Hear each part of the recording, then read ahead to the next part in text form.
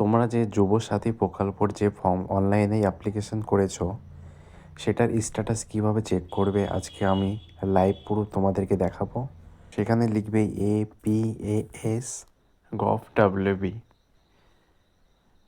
তো বাংলার যুবসাথী ফার্স্ট লিঙ্কে ক্লিক করবে তোমরা। তো এখানে চেক স্ট্যাটাস নামে একটা অপশান পাবে, এখানে বন্ধুরা ক্লিক করো।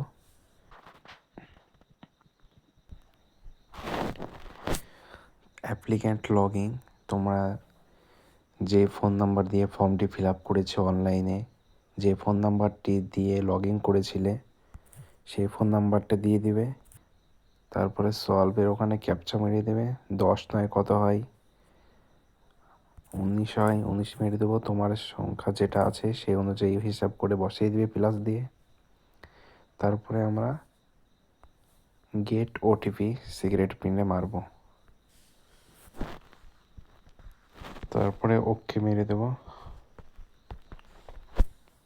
তো 6 সংখ্যার একটা ওটিপি পিন আসবে, তোমার মোবাইল নাম্বারে পাঠানো হবে। সেই পিনটাকে এখানে ইনপুট করবে, তারপরে ভেরিফাই পিনে ক্লিক করবে।